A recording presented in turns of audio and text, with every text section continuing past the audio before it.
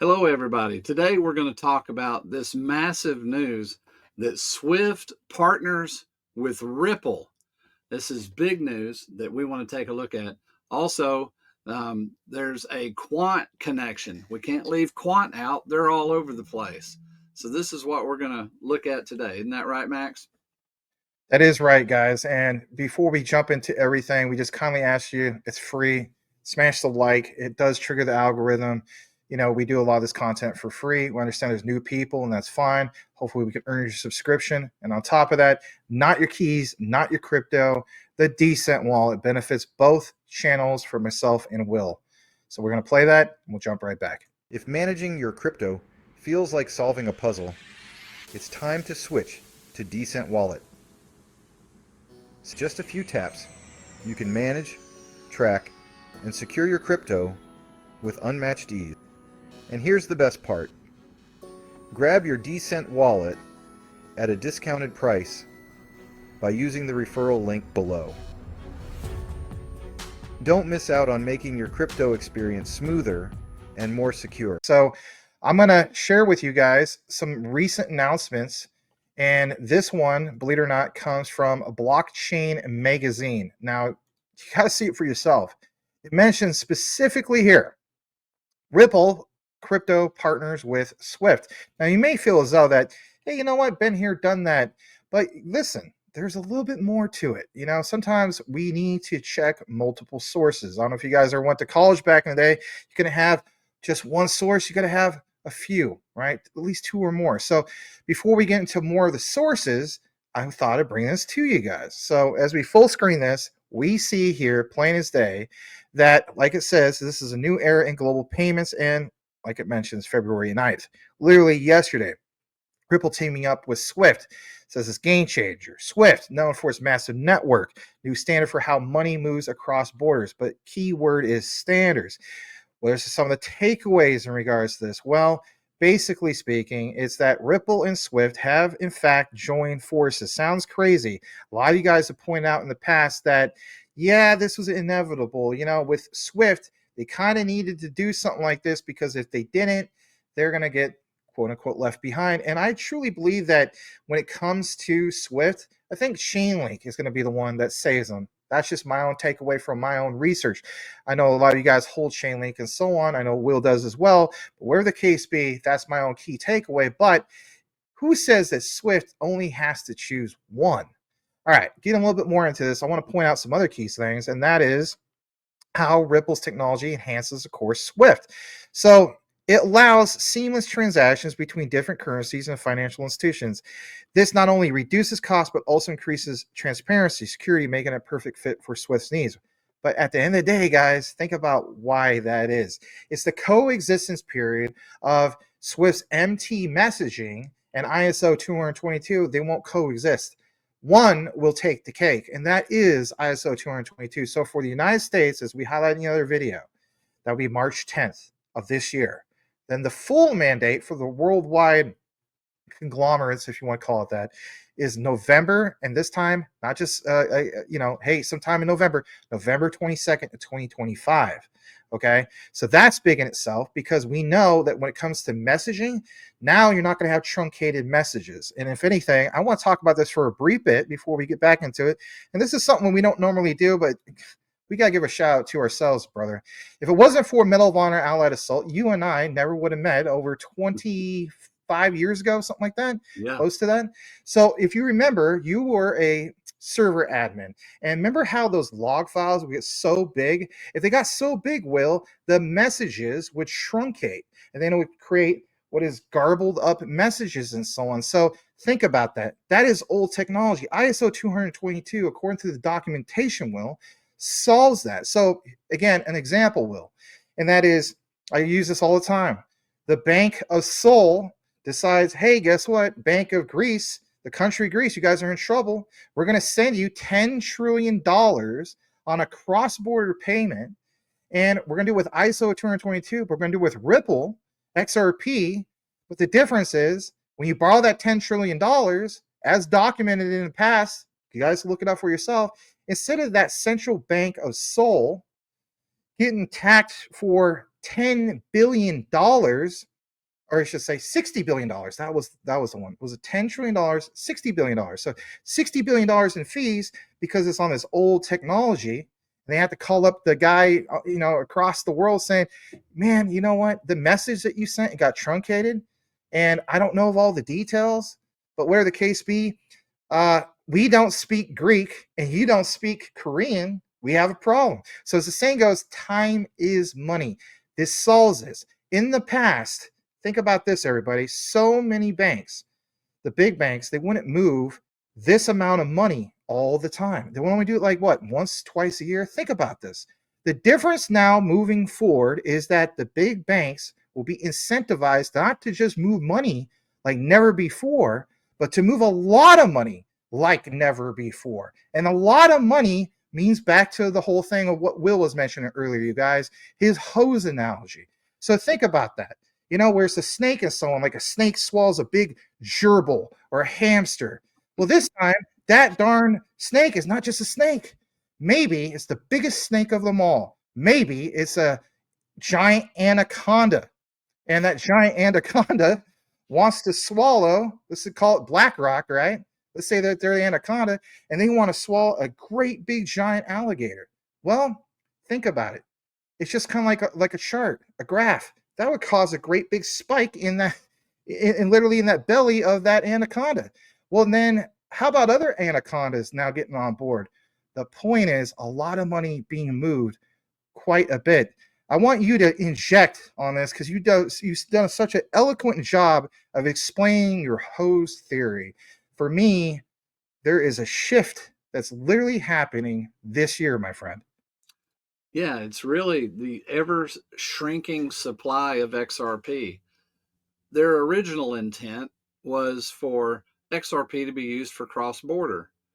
They didn't intend for ETFs to come along, snatch up a bunch of coins and use them over here, use them over there. We got 11 to 15 different ETFs. They're going to have piles of XRP that cannot be used for cross border transactions. So that decreasing supply, you have an escrow account with only the available coins that I did in the video. There's so many with a lockup period, the 40-month lockup, because they turn around 800 million and stick back in there. Those are locked up for 40 months.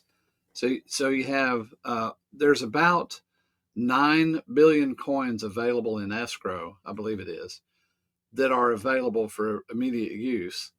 And then you have about 7 billion on the exchanges. The rest are in people's wallets. So unless they start releasing some of them, there's 30 something billion coins that have been locked up for more than a year in people's wallets. When you start looking at that and you think, man, here comes 11 ETFs to snatch away more.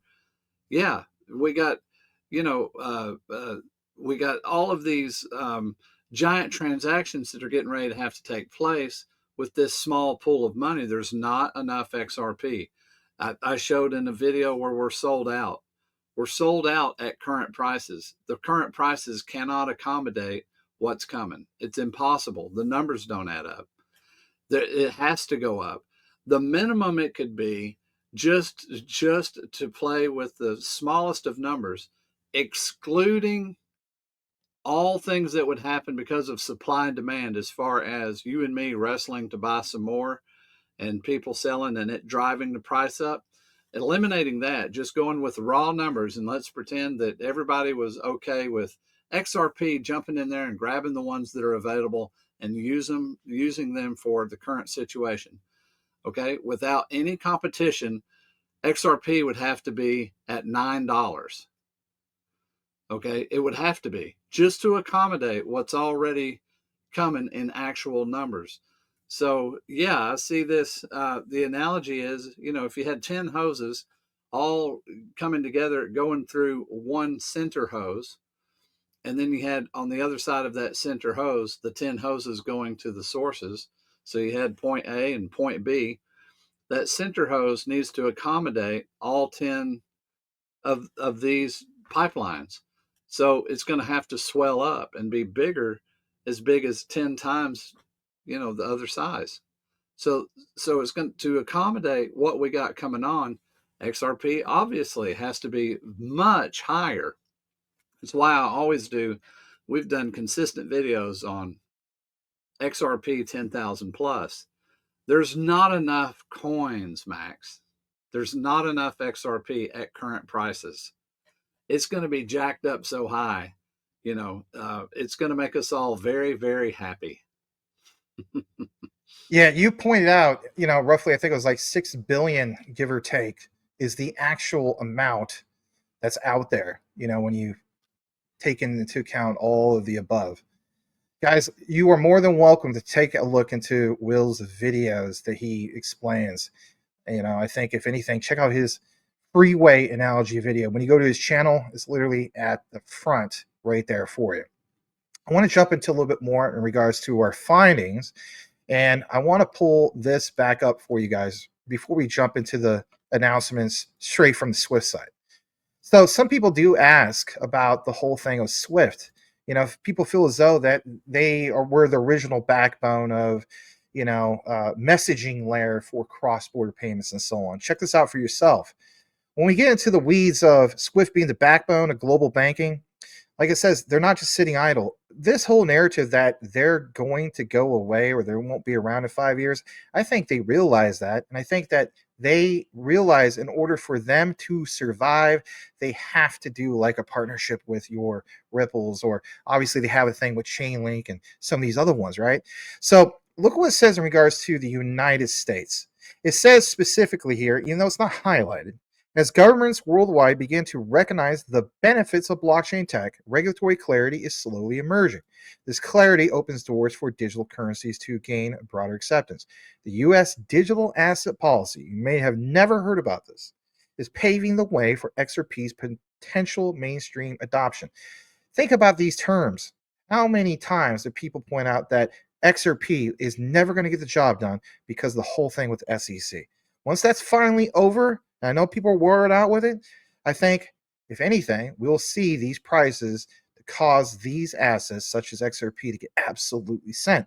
So with that said, what about Ripple and SWIFT? Well, their innovations are not just about technology, but creating a more efficient and inclusive global financial system. But it starts with messaging. And on top of that, let's face it, when it comes to the whole thing of SWIFT and XRP, look what it says. XRP's ability to settle transactions in seconds is, of course, game changer. But for banks and financial institutions that traditionally rely on slower systems like, let's face it, SWIFT with the MT messaging model, it means instant liquidity. Don't ever forget about the original product of XRP, the on-demand liquidity. Speed, settlement, mere seconds, with finality, by the way. All right, so as we jump more into this, believe it or not, SWIFT updated the website yet again. And why is this important? Well, look what it says here. And this is where we are going to inject not just Ripple, but Quant. Why? Well, APIs, that's why. Unlocking endless possibilities. As we mentioned, payment pre-validation, and there is your key term to not forget moving forward, uses APIs to source high-quality data in real time. APIs have another use case here. What about multiple use cases? Look at this. This will give banks the tools they need to build pre-validation into their payments. Again, this term about pre-validation. And just give you guys peace of mind, what about transferring larger amounts around the globe? Again, back to why I mentioned that whole thing about truncation of messages through the old system, and gave you the example of myself and Will with Medal of Honor Allied Assault and those huge log files, right? Multiple gigs. And moving forward, I want you guys to understand that, like it says, be part of our frictionless future. Join the community today. Well, where do they come up with these terms? Is it just SWIFT mentioned the whole thing of a frictionless future? Well, that's where we get into the whole thing of Quant. Last month in January, they got this whole thing of payments 2025, adapt or get left behind. Was this a direct message to the likes of SWIFT and so on? I think so, because when we get further into it, we see here where it all started. Believe it or not, Greg Lunt, who does great coverage, mentions how this started, and it's the Internet Engineering Task Force, IETF, Quant Network. Martin Hargreaves, who's a CPO, confirmed an implementation of Overledger plus SATP. If you guys are new to all this terminology, SATP stands for Secure Asset Transfer Protocol, but it's API gateways. And back then, they finished third out of 120 submissions at the latest SWIFT hackathon. Now, at Quant, look at what they mention here. I'll play this, draw your own conclusion, and then we'll connect it to the new recent update on why this all matters when it comes to not just Ripple and SWIFT, but Quant and SWIFT. Listen to this. Here we go. At Quant, what we did last month, we were in a hackathon. We implemented SATP in its draft form. So the hackathon was run by SWIFT. For those that don't know SWIFT, all the banks in the world own it. It's got about 22,000 owners, and they provide highly resilient messaging services for the whole financial services industry. So the hackathon had two things. One was about custody. Didn't really care about that. The other one was about interoperability between networks. We do care about that. That's kind of what we do. The Quant piece on there is labeled gateway, and SATP is how we connected these things. And this one was two different networks representing effectively a source and a destination. There's about 120 participants in it. BNY Mellon won it in the end because they throw a lot of money at it. We were joint third with NatWest. So with that said, I want you guys to think about this. Okay, so BNY Mellon, we know about Ripple and BNY Mellon. We know about Quant and BNY Mellon. We also know that when it comes to this, Martin Hargreaves mentions about the whole thing of the two ledgers. How about a shared ledger? So a shared ledger would be two, private and public and permissionless. Think about that. And what do we also know with our research over the last 3 years? Basically, it's like this in a nutshell. There's a thing called the Regulated Liability Network, the RLN. And this is where Ripple comes into the mix, because if you have the RLN, that's the Quant mix with the interoperability.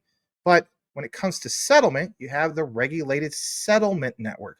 This is where Ripple XRP would shine, because as we know, we're not going to settle in Q&T. Q&T will be used for the interoperability as far as the subscription-based model for all these APIs to connect it everywhere, right? And that's a standard in itself. But Ripple would truly be the 3 to 5 seconds with finality, to say the least, Will. So before we kick it into the next thing of what we have here, when Martin Hargreaves mentions this from a few years ago, Will, about, guess what? They don't care about the custody, right? We have lots of exchanges that could do either custody or, heck, we sell the Decent wallet, right? Where you could take self-custody. But again, the Quant connection with interoperability and SWIFT shows it right in that video. That's why we highlighted. Again, your thoughts. Yeah, it just looks like they've made it fast and easy. They're, pre-approval. They have a hands-free system that they're setting up through API. So they're streamlining this. So having transactions that could take 3, 5, 10 seconds, both ends getting the one end using the currency they want to use, the other end cashing out into the currency that they want. It's a reality. They have made that a reality through the potential that they've created here. So when the so-called flip of the switch happens, it's ready to go. They're showing us it's ready to go. So they're not just drawing a date, and saying, hey, this is when compliance has to be. They're actually created a workable, usable, fast system that's going to employ all of the banks to be able to send the money and get it done on those dates. Pretty incredible. It is pretty incredible. I want to use this as an analogy. You're so good with, your analogies about the hose theory and so on. So I want to give you guys my own little perspective and also piggyback off of Will. So my thing is this. You have this whole concept with Quant with the gateways, right? API gateways and so on. It's like, literally think about that.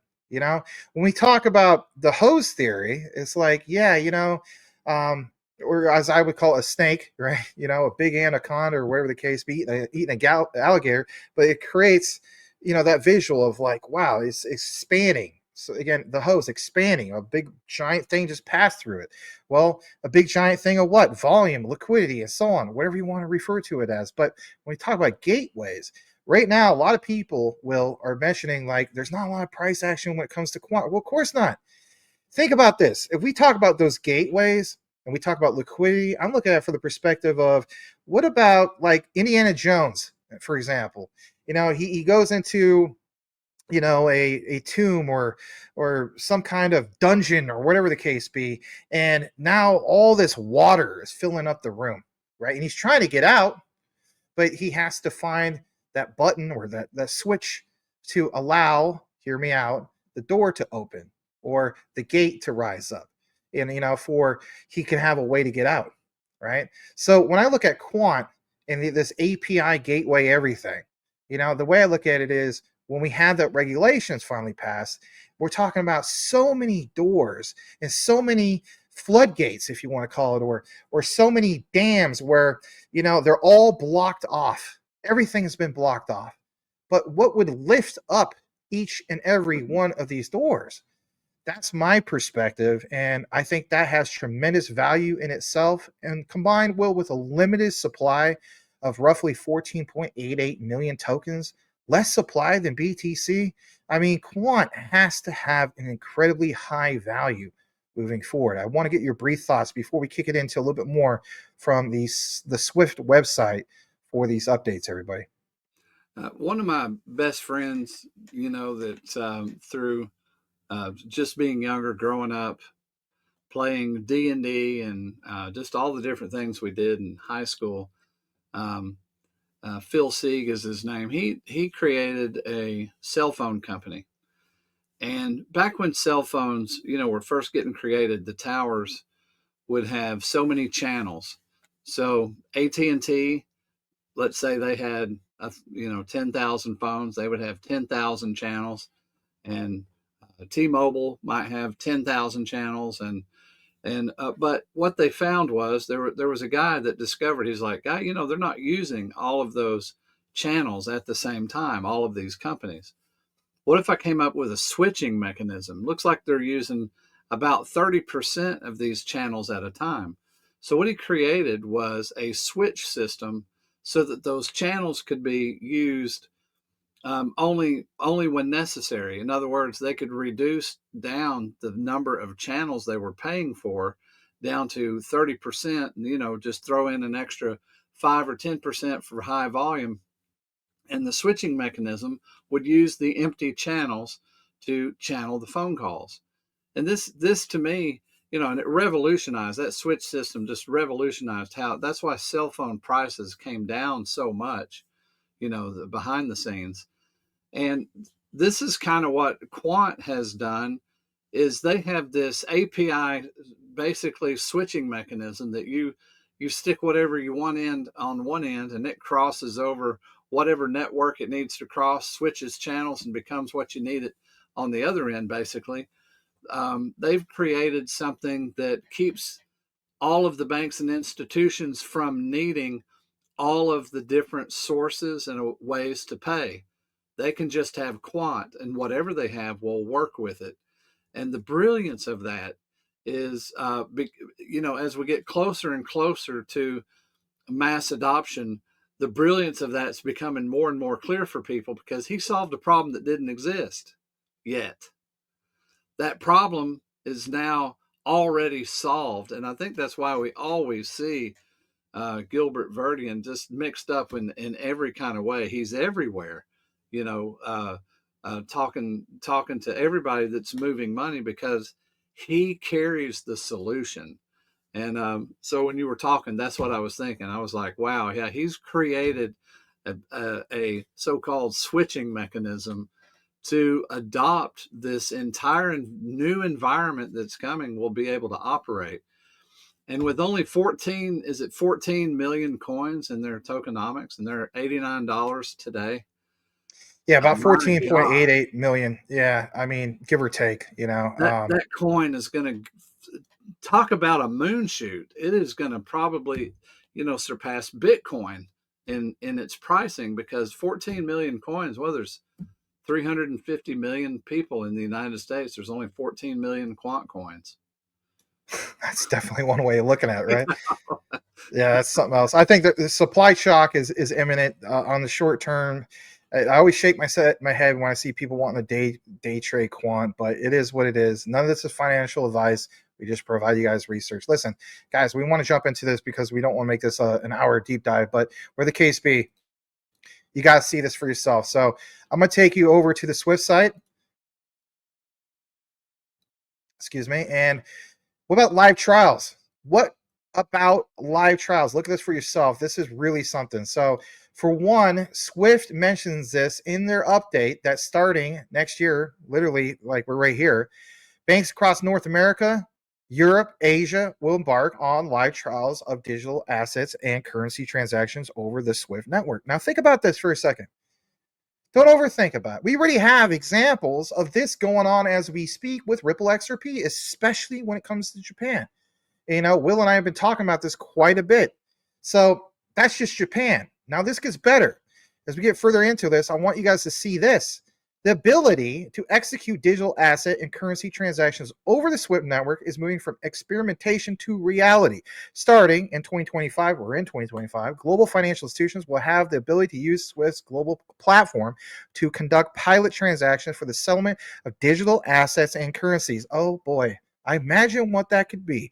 Maybe the regulated liability network, maybe the regulated settlement network. Yes, we already been there, done that. But the trials demonstrated how financial institutions can transact interchangeably across both existing emerging assets and currency types using their SWIFT connection. And of course, you see some of the quotations about some of this stuff, but whatever the case be, I want you guys to understand that you have this person from SWIFT, and he mentioned specifically with their vast global reach, they are uniquely positioned to bridge both emerging and established forms of value. But how? You know, at the end of the day, you could claim to be a pioneer, but if you're a pioneer who didn't adapt, you got nothing. You don't have jack diddly squat. So look at this reference. Currently, 134 countries are exploring CBDCs, and at the size of the tokenized asset market, their forecast is that Standard Chartered, and we know about Standard Chartered and Ripple and Standard Chartered and some of the other ones we talk about, I think even, you know, XLM and so on, but is to rise as high as 30 trillion by 2034. 91% of institutional investors say they're interested in investing in tokenized assets, according to a survey from Celent and BNY Mellon, which BNY Mellon, I believe, is in both Ripple and also Quant. So interesting to see this, right? Constant references, of course, to 2025. And this is where it gets really good, because sometimes some people feel as though that I might be talking out of my you-know-what when it comes to Quant and RLN. So guess what, everybody? Boil it, mash it, stick it in stew. Once again, what do we see right here? We are investigating how interlinking capabilities can integrate emerging bank-led networks such as the U.S., yes, it says U.S., not Euro, regulated settlement network with traditional financial systems. Think about that, everybody. SWIFT has also recently been named as a participant in Project Agora. We know about Project Agora and Quant, a bank for international settlements led project exploring integration of tokenized commercial bank deposits and tokenized wholesale CBDCs on a unified platform. My God, Will. I mean, 11,500 financial institutions, and it talks about all of this, about the migration, and, you know, it's there. Now, before I kick it over to you, brother, I want you guys to see this. Where do we have Visa into the mix? Well, Visa, everybody, has been killing it. We know about Quant and Visa. We know about Hedera and Visa. We know about Stellar and Visa. Heck, we know about Hedera and MasterCard. And, you know, MasterCard and Stellar, all right, and some of these other ones. But now we're talking about the whole thing of SWIFT, Visa, about Ripple. Check this out for yourself. At the end of the day, seeing is believing. Visa has this segment about enhancing customer satisfaction with payment pre-validation. Earlier in the outline, I put some emphasis on this. Why did I do that? Well, it's because of this. Seeing is believing. Listen to this for yourself. Draw your own conclusion. SWIFT, Ripple, Visa. Here we go.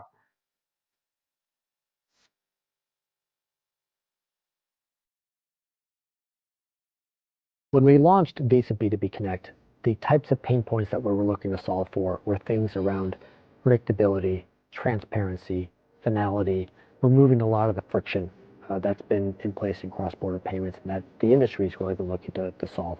What we were looking to do was to do our share and contribute to help solving that on behalf of our financial institution clients. And when we looked at SWIFT, which is another large global network, just like Visa is a large global network, we thought it would be a terrific partner to work with to together help bring some of this benefits of better predictability, better transparency to life for our mutual financial institution clients. SWIFT's payment pre-validation service is terrific. If you look at a big pain point across cross-border payments, it's what happens if there's a mistake. It could be an account number, it could be a name, it could be a fat finger error, and a lot of times, if you don't check, you don't find out until the payment arrives at the beneficiary bank. And by then, it arrives, the beneficiary bank can't apply the payment, and there's manual work. There's whether it's a phone call, whether it's an email, a message, whatever it happens to be. There's work, there's expense, there's time, there's uncertainty. It's not good for the banks. It's not good for the sending company or the beneficiary. And so, to the extent that you can prevent that and prevent that up front, you can really get a situation where an ounce of prevention prevents a pound of pain or a pound of hassle. And for us, with pre-validation, that was the type of service and the type of capability that we wanted to offer to them.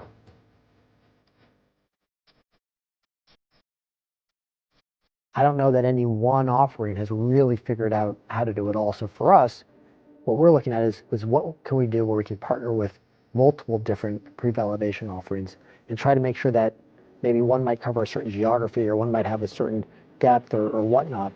And how do we make sure that by using multiple services that we can bring the best to bear to really address some of these challenges around friction or predictability or transparency and deliver the best possible service to our clients. Okay, guys, fast tracking through this. I want to show you guys this. So you saw the gentleman from Visa. Look at this on the screen, just a basic search. Does Visa and Ripple have a partnership? Yes, Visa and Ripple have a partnership to use XRP in crypto debit cards. Shout out to our friend in the community, Michael Cornwell. He said at some point, he said it's 3 years ago, you will swipe your debit card and not even realize it's tied into crypto. This is literally happening. Okay, Visa bought Ripple's partner, Currency Cloud, $900 million deal with $925 million directed towards Ripple-related entities and an additional $250 million in another company with Ripple. Yeah, Visa and Ripple. All right, check this out. Here's another one. We mentioned the whole thing about Kuwait. Will Fix and I did this outline a while back in regards to gold. Think about Kuwait and gold. I'm just telling you guys flat out, this is aging very well. We're going to place this as well because it's the National Bank of Kuwait. Them and Ripple, them and SWIFT, think about it. Don't overthink about it. Less than 2 minutes. We'll come right back, wrap it up with Will here in a bit. Here we go.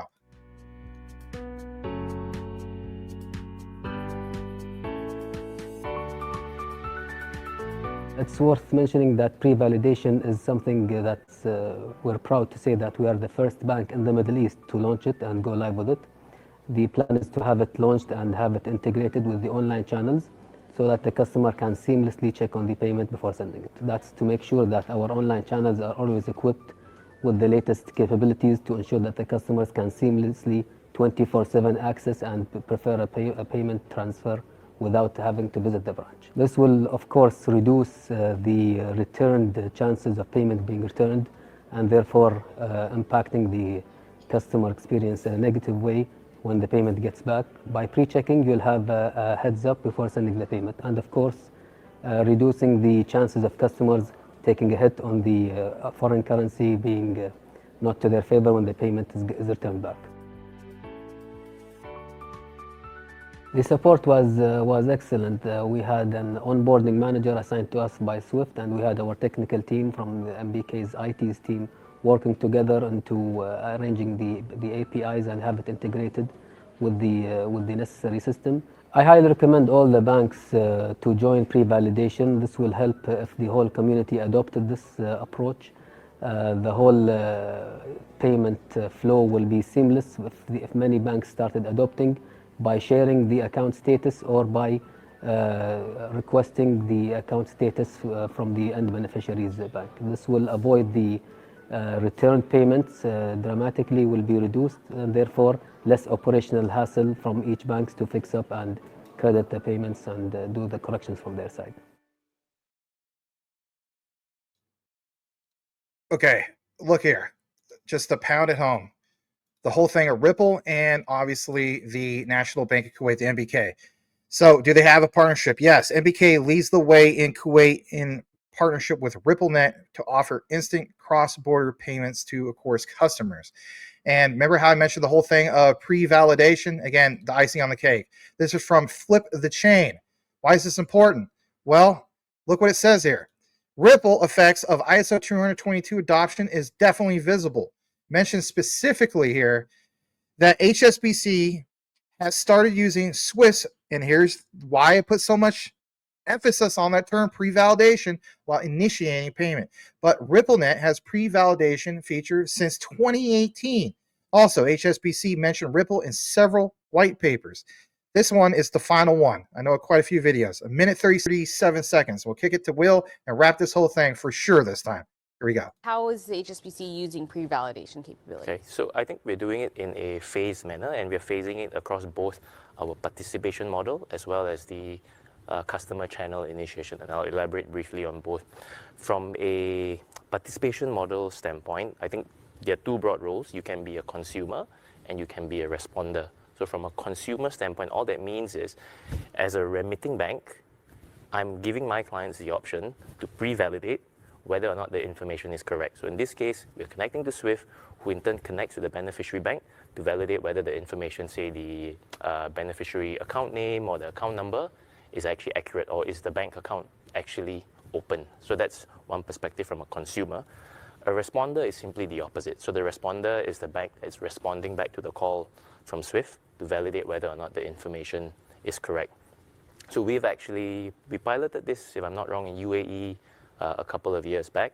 And we then, upon some initial success from the pilot, we have scaled this as a consumer, if I'm not wrong, to pretty much every single market where HSBC is present, maybe barring one or two slightly more challenging markets. And on the responder side, I think we're about 7 or 8 markets now, but the markets where we're seeing the bulk of our volume. So we have Hong Kong live, we have US, UK, and a few other large markets. And if I'm not wrong, by the end of the year, that number should be closer to 30 as well. So I think we're really looking to drive that industry adoption because, as we like to say, payments is a team sport, and you kind of need the network effect. So that's on the participation model side. Guys, I'm telling you flat out, I said that was the last part, and literally it is.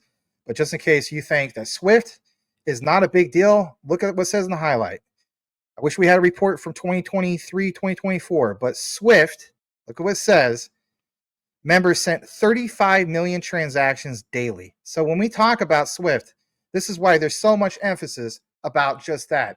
SWIFT, I know, numerous examples. Glad to bring it to you guys. I obviously went the distance, but Will, I have to get your closing thoughts. I definitely want to hear what you got to say in regards to this, guys. I think, if anything, Ripple XRP, like Will and I have been talking about, has to have an incredibly high value quant, pretty much all the ISO coins in that regard.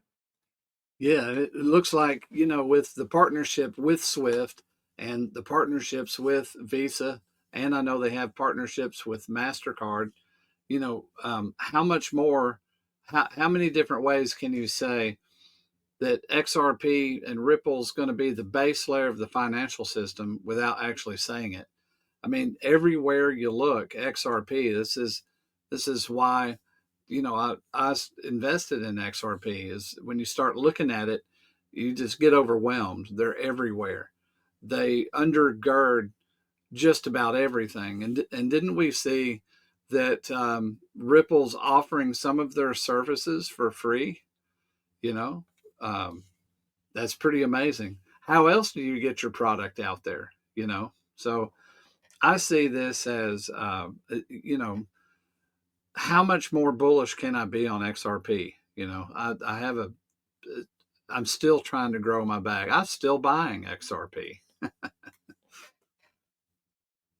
Yeah, same here. And, I'm looking to also get the ones that are still on sale. I mean, we just talked about this recently.